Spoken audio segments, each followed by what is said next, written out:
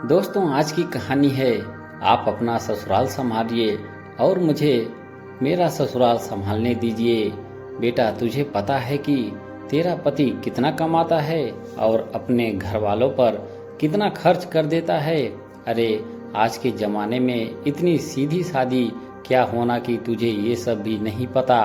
माँ सुजाता अपनी बेटी मानसी को समझा रही थी, पर मम्मी अवधेश मुझे कभी भी पैसे देने से मना नहीं करते, मेरी ज़रूरत को पूरा कर देते हैं। फिर भला मैं क्यों रोकूं? आखिर उनके घर वालों का भी तो उन पर हक है। मानसी ने अपनी मम्मी की बात का जवाब दिया तो उसकी मम्मी सुजाता ने अपना सिर पकड़ लिया। अरे, कैसे समझाऊं तुझे? तू तो निरी गंवार की गंवार ही रही, बिल्कुल अपने पापा पर गई है।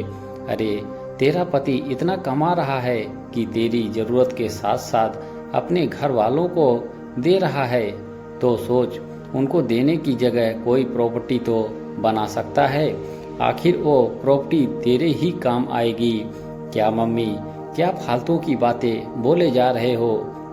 आखिर कुछ दिन के लिए आई हूँ तो ये फालतू की बातें क्यों कर रहे हो? वैसे भी मैं इकलौती बहू हूँ। मम्मी जी कहती हैं कि सब कुछ हमारा ही है। अब छोड़ो ना इन बातों को, चलो ना पहले की तरह बाहर कहीं घूम कर आते हैं। बहुत दिन हो गए हैं आपके साथ कहीं बाहर गए हुए। मानसी ने कहा, तू बस घूमने फिरने में ही लगी रहना। जब कुछ नहीं बचेगा ना तो पछताते हुए आ जाना मेरे पास। अरे मेरी माँ हूँ, इसीलिए तुझे समझा रही हूँ, तो समझने की जगह तू मुझे समझा रही है। मेरे जैसे समझाने वाला तुझे कोई नहीं मिलेगा। सुजाता जी चिढ़ते हुए बोली, क्या मम्मी, मैं जब भी आती हूँ आप यही बातें बोलने लग जाती हो। मेरी 1 साल की शादी में मैं ये सब बातें आपसे कई बार सुन चुकी हूँ। मेरे ससुराल में कहीं कोई कमी नहीं है। मेरे पति अच्छा कमाते हैं, मेरी ज़रूरतें भी पूरी कर देते हैं, मेरे हाथ में पैसा भी रखते हैं और ससुराल वाली मुझे पूरी इज्जत देते हैं। फिर भी क्यों आप पीछे पड़ी हो? आपकी बेटी तो खुश है ना? मानसी भी तो तुनकते हुए बोली और वहाँ से उठकर अपनी दादी के पास पूजा घर में चली गई। ये देखकर सुजाता जी ने अपना सिर पकड़ लिया। बस चली गई अपनी दादी के पास। उनकी पूंछ बनी हुई है। अरे, इसके भले के लिए कहती हूँ, लेकिन इसे तो कुछ समझ नहीं आता। आखिर है तो इसी खानदान की। सुजाता जी को बड़बड़ाते हुए देखकर उनके पति सुदेश जी बोले, क्यों उसे बेवजह की कुबुद्धि दे रही हो? अरे, अच्छी शिक्षा नहीं दे सकती तो बुरी शिक्षा तो मत दो। बेवजह बेटी को घर तोड़ने के तौर तरीके बताती रहती हो। तुम तो ना ही बोलो तो अच्छा है। तुमने और तुम्हारी माँ ने तो मुझे हमेशा दबा कर रखा, पर मैं नहीं चाहती कि मेरी बेटी भी अपने ससुराल में यूं दब कर रहे। सुजाता जी हाथों को नचाते हुए बोली, पता नहीं क्या दब कर रहती हो। सारी तनख्वाह उनके हाथ में लाकर रखता हूँ। सारा हिसाब किताब इसके हाथ में है। घर में सबसे ज़्यादा शोर शराबा भी यही करती है, पर फिर भी पता नहीं किस गलत फहमी में रहती है। सुदेश जी धीरे से बोले, जानते थे कि अगर सुजाता जी ने सुन लिया तो अभी घर में हंगामा हो जाएगा।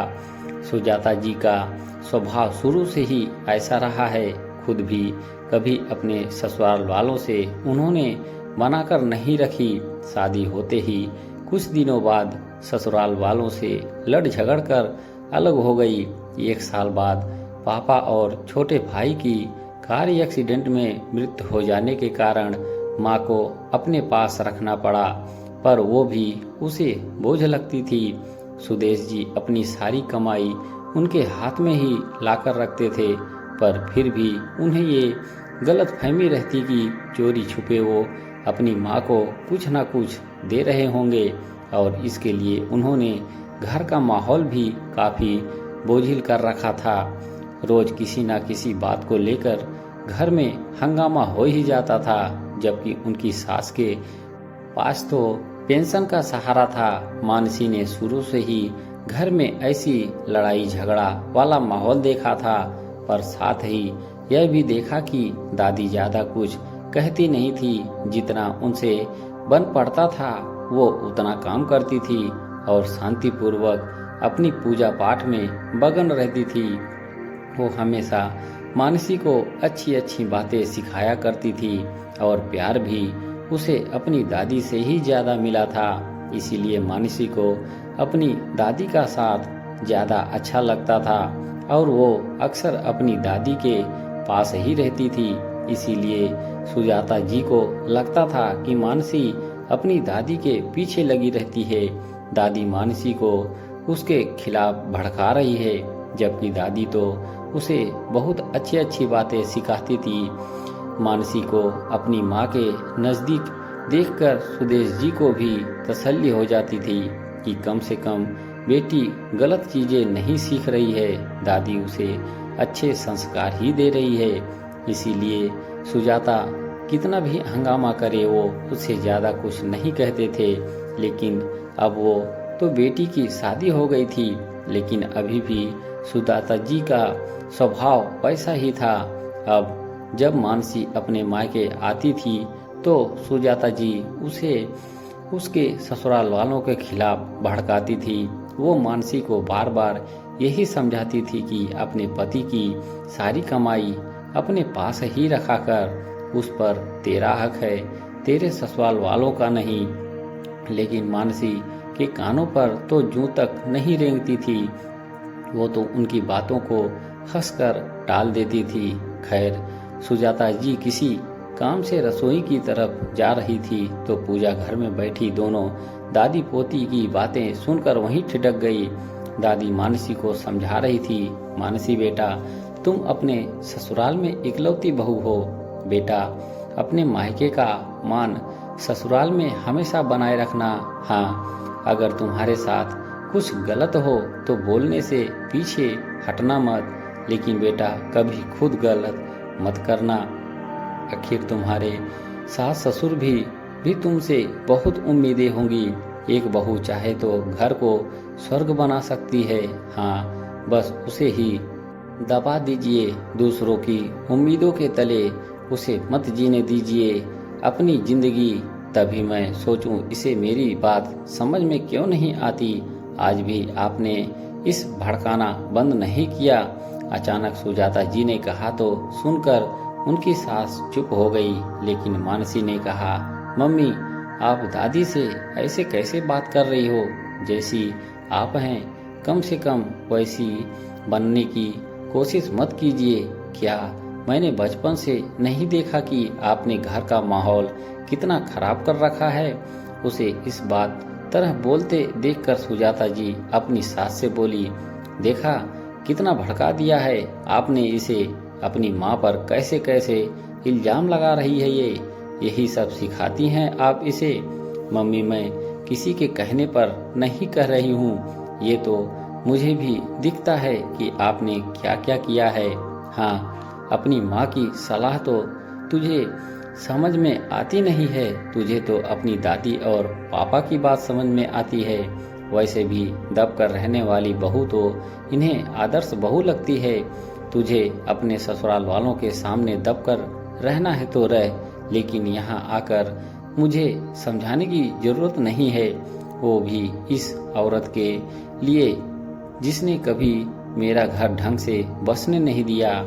सुजाता जी ने मानसी से कहा, बहू, तेरा कौन सा घर मैंने बसने नहीं दिया? तुम आते ही तो अलग हो गई, पर हमने तुझे नहीं रोका। ये तो कोई किस्मत थी कि तुझे मुझे रखना पड़ा। मेरा बेटा सारी कमाई तेरे हाथ में लाकर रखता था, मैंने कभी नहीं रोका। तू इस घर में अपनी मर्जी से जैसे चाहे वैसे रहती थी, मैंने कभी तुझे नहीं रोका, यहाँ तक कि तुझसे कभी सवाल भी नहीं किया। पर अब कम से कम ऐसे इल्जाम तो मत लगा। कहते हुए दादी की आंखों में आंसू आ गए। हाँ, बस ऐसे ही घड़ियाली आंसू बहाकर आपने मेरे बच्चों को अपनी तरफ कर रखा है। बेटी तो बेटी बेटा भी मेरी नहीं सुनता। वो भी हॉस्टल से आते ही अपनी दादी के आसपास घूमने लग जाता है। मेरे पास तो बैठना भी पसंद नहीं करते मेरे बच्चे, पर मैं इन घड़ियाली आंसुओं से पिघलने वाली नहीं हूँ। सुजाता ने निर्मोही होते हुए कहा। बहू, पूजा घर में खड़ी होकर तो ये बातें कह रही है। भगवान ना करे कल को तेरी बहू भी तेरे जैसे ही आ गई, तब तुझे पता चलेगा कि क्या बीतती है जब अपने ही घर में इस तरह की बातें सुनने को मिलती है। सुजाता जी की सास ने कहा। सुजाता जी कुछ बोलने को हुई तो मानसी बीच में बोल पड़ी।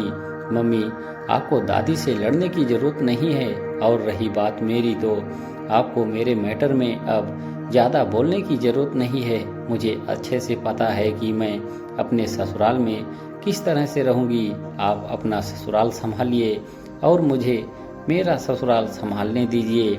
मानसी ने दो टूक जवाब देकर सुजाता जी को चुप करवा दिया। सुजाता जी को मानसी से इस जवाब की उम्मीद नहीं थी। इससे वो और ज़्यादा तिलमिला चुकी थी।